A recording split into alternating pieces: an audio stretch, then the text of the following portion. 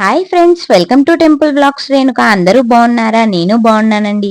ఈ రోజు మన టెంపుల్ బ్లాగ్స్ లో నేను మీకు చూపిస్తున్న టెంపుల్ వచ్చేసి శ్రీదేవి భూదేవి సమేత శ్రీ రంగనాయక స్వామివారి దేవస్థానాన్ని. ఈ టెంపుల్ కి మన సత్తెనపల్లి నుండి దాదాపు 30 కిలోమీటర్స్ ఉంటుంది. చెంగిస్గన్పేట గ్రామంలో కృష్ణుడి టెంపుల్ కి బోర్డు ఉంటుంది కదా ఫ్రెండ్స్. అటువైపు వెళ్లకుండా స్ట్రైట్ రోడ్ వెళ్తే సొలస గ్రామం వస్తుంది. గ్రామంలోకి రాగానే శ్రీ భూ సమేత శ్రీ రంగనాయక స్వామివారి దేవస్థానము అని ఎంట్రన్స్ ఆర్చి ఉంటుంది. ఈ ఆర్చిలోంచి స్ట్రైట్ గా వెళ్తే స్వామివారి టెంపుల్ ఉంటుంది. ఈ టెంపుల్ మొత్తం చాలా బాగుంటుంది ఫ్రెండ్స్. స్కిప్ చేయకుండా లాస్ట్ వరకు చూడండి. ఇలాంటి మరెన్నో టెంపుల్ వ్లాగ్స్ కోసం వెంటనే మన ఛానల్ ని సబ్స్క్రైబ్ చేసుకోండి. అప్పుడే నేను పెట్టే ప్రతి వీడియో నోటిఫికేషన్ మీకు కూడా వస్తుంది. ఓకే ఫ్రెండ్స్, టెంపుల్ మొత్తం చూస్తూ శ్రీదేవి భూదేవి సమేత శ్రీ రంగనాయక స్వామివారి యొక్క స్థల పురాణం గురించి తెలుసుకుందాం. పూర్వం 16వ శతాబ్దం నుంచి 18వ శతాబ్దం వరకు కొండవీడు ప్రాంతాన్ని జూపల్లి రంగపతి గారు పరిపాలించారు. ఈయన శ్రీరంగంలో ఉన్నటువంటి శ్రీ రంగనాయక స్వామి వారికి పరమభక్తుడు. అందుకని తన ప్రాంతంలో కూడా శ్రీ రంగనాయక స్వామివారి ఆలయం ఉండాలనే ఉద్దేశంతో శ్రీరంగం నుండి స్వామివారి విగ్రహాలు తెప్పించి కొండవీటి ప్రాంతంలో దేవాలయాన్ని నిర్మించారు. తరువాత ముష్కరులు మన హిందూ దేవాలయాలను అలాగే విగ్రహాలను ధ్వంసం చేస్తున్నారు అని తెలిసి ఆ దాడుల నుంచి స్వామివారిని రక్షించుకోవాలనే ఉద్దేశంతో భక్తులు స్వామివారి యొక్క విగ్రహాలను భూగర్భంలో దాచారు. అలా కొద్ది కాలం తరువాత రైతులకు పొలంలో స్వామివార్ల విగ్రహాలు లభ్యమయ్యాయి. వెంటనే సొలస గ్రామస్తులైనటువంటి శ్రీ అరవపల్లి కోటయ్య గారు అలాగే రామస్వామి గారు అనే భక్తులు 1885 జూన్ 14న ఈ దేవాలయాన్ని నిర్మించి స్వామివారి విగ్రహాన్ని ప్రతిష్ఠించారు. ఇదే ఫ్రెండ్స్, పల్నాడు జిల్లా ఎడ్లపాడు మండలం సొలస గ్రామంలో ఉన్నటువంటి శ్రీదేవి భూదేవి సమేత శ్రీ రంగనాయక స్వామివారి యొక్క స్థల పురాణము. ఇక ఈ ఆలయంలో స్వామివారికి జరిగేటువంటి విశేష పూజా కార్యక్రమాల గురించి తెలుసుకుందాం. ఆలయ ప్రాంగణంలోకి రాగానే ఎడమ చేతి వైపునున్న మండపంలో శ్రీ సిద్ధాంజనేయ స్వామివారు కొలువై ఉంటారు. ఇప్పుడు లోపలికి వెళ్లి మనం స్వామివారిని దర్శించుకుందాం. శ్రీ సిద్ధాంజనేయ స్వామివారికి మే 12వ తేదీన వార్షికోత్సవ కార్యక్రమం జరుగుతుంది. అలాగే వైశాఖ బహుళ దశమి రోజున హనుమాన్ జయంతి సందర్భముగా సామూహిక సింధూర పూజలు జరుగుతాయి. ప్రత్యేకంగా ఈ ఆలయ ప్రాంగణంలో వినాయక స్వామివారు దర్శనమిస్తారు. ఎందుకంటే శివకేశవులకు ఎటువంటి భేదభావం లేదు అని చెప్పటానికి నిదర్శనంగా స్వామివారు ఇక్కడ కొలువై భక్తులకు దర్శనమిస్తారు. భాద్రపద శుద్ధ చవితి రోజున వినాయక స్వామి వారికి విశేష పూజా కార్యక్రమాలు నిర్వహిస్తారు. అలాగే గర్భాలయంలో ఉన్నటువంటి స్వామివారికి ఎదురుగా శ్రీ ఆంజనేయ స్వామివారు కొలువై ఉన్నారు. ఇక శ్రీ రంగనాయక స్వామి వారికి జరిగేటువంటి ప్రత్యేక పూజా కార్యక్రమాల గురించి తెలుసుకుందాం. ఈ ఆలయంలో ఉగాది పండుగ రోజున పంచాంగ శ్రవణం జరుగుతుంది. వైశాఖ శుద్ధ ఏకాదశి నుండి బహుళ విదియా వరకు స్వామివారికి వార్షిక కళ్యాణ బ్రహ్మోత్సవములు జరుగుతాయి. ఏకాదశి రోజు రాత్రి గరుడగుడ్డ ప్రతిష్టాపన జరుగుతుంది. గరుడగుడ్డను ఎగురవేసిన రోజు సంతానం లేని వారికి గరుడ ముద్దను ప్రసాదంగా ఇస్తారు. ఆ ప్రసాదాన్ని స్వీకరించిన వారికి స్వామివారు సంతాన ప్రాప్తి కలిగిస్తారు. ద్వాదశ రోజు సాయంత్రం హంసవాహన సేవ జరుగుతుంది.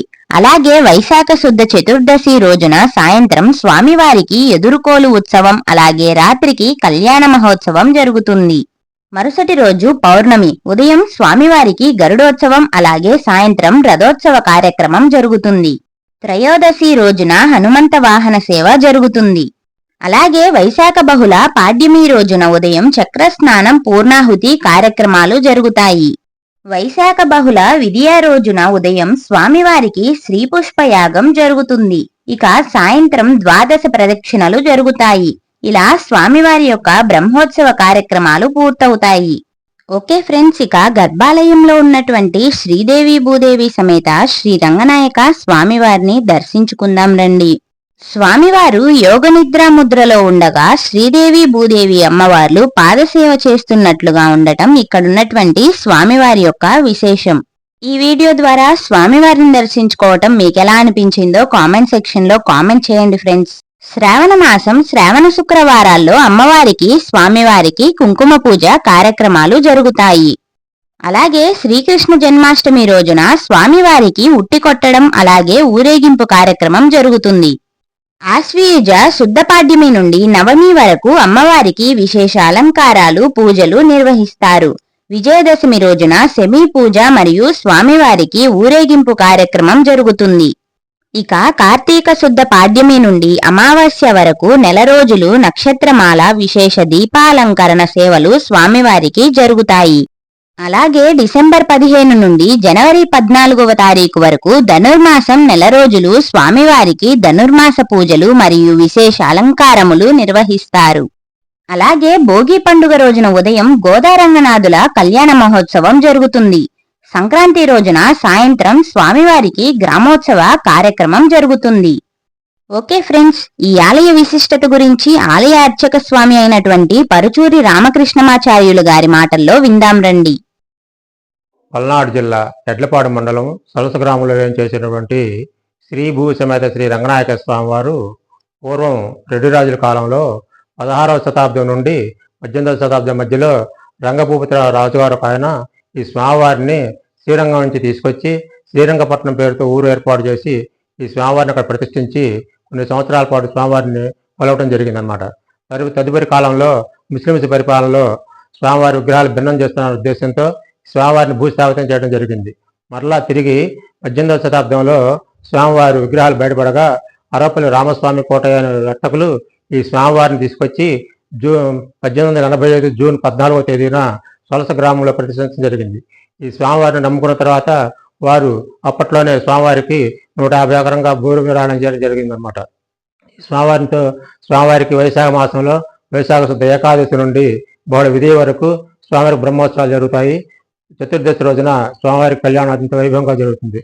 భక్తులు చుట్టుపక్కల గ్రామాలందరూ కూడా స్వామివారిని దర్శించి తీర్థప్రసాదాలు స్వీకరిస్తూ ఉంటారన్నమాట. అదేవిధంగా కార్తీక మాసంలో నెల రోజులు కూడా స్వామివారికి నక్షత్రమాల దీపాలంకరణ విశేషంగా జరుగుతుంది. ధనుర్మాస నెల రోజులు స్వామివారికి ధనుర్మాస పూజలు, గోదా కళ్యాణం మరియు సంక్రాంతి రోజున స్వామివారికి ఊరేగింపు కార్యక్రమం బాగా నిర్విఘ్నంగా జరుగుతూ ఉంటుంది. కావున భక్తులందరూ కూడా ఈ స్వామివారిని దర్శించి తీర్థప్రసాదాలు స్వీకరించవలసిందిగా మనం చేస్తున్నాం.